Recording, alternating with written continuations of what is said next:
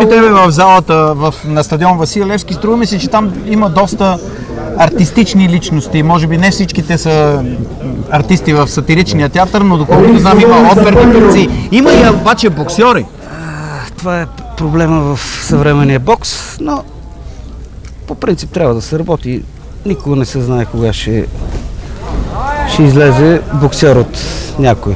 И нека сега се съсредоточим върху следващия матч, който е 4 рунда по 3 минути в категория до 63 кг. Асан Юсеинов от Русе и Траян Димитров от София. Траян Димитров с червените гащети, един техничен боксер, знае се, там откъдето е той, квартала Филиповци, винаги е имало силни боксери и то най-интересното за мен е, че са винаги технически добре подготвени. Съгласен ли си с мен? Естествено, там са излязли страхотно много боксери, просто няма как да ги изброим всичките. Техниката е на изключително високо ниво, но виждаме, че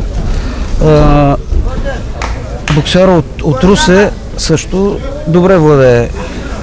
Технически е много добре. О, да, а сам той 25 годишния боксер от Русе с треньор Алексей Василев няма до сега профи матчове, но затова пък е бил шампион на България за юноши. Това не бива да го забравяме. В категория до 57 кг.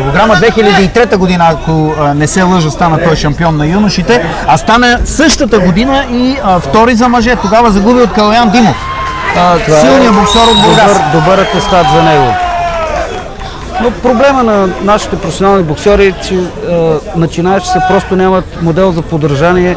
Поведението на ринга трябва да се изчисти. И това се оказва големия проблем за нашите боксери. Трябва просто да имат модел за поддържание. Защото виждаме, добре стоят технически, страхотни са.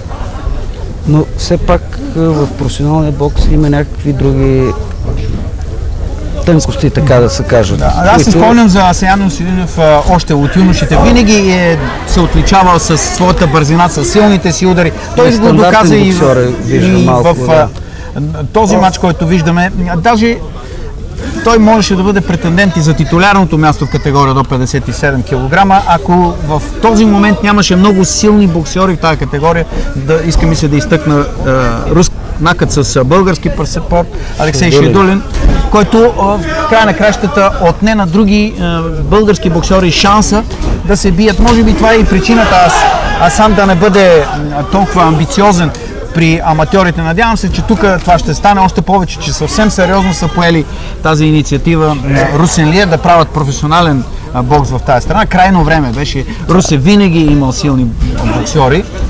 Това е политика вече на федерацията, която за мен е много погрешна да се взимат чужди боксери, да се натурализират.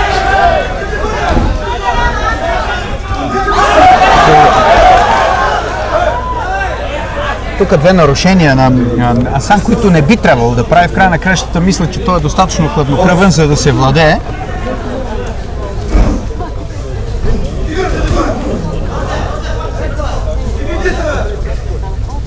Това, че двамата се бият в професионалния бокс, не значи, че трябва да нарушават правилника. Съвсем в друга посока.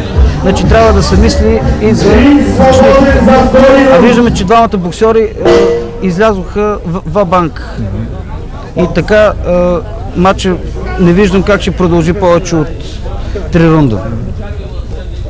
Аз доколкото можах да разбера от интервюто, което направих преди малко с Асан Юсеинов, той има сериозни амбиции в професионалния бокс и това ме радва. Дано имаме ние един силен боксер в тази категория до 63 кг, каквато категория е много силна при аматьорите с присъствието на Борис Георгиев, а сега е още един такъв Шукри Калъчев.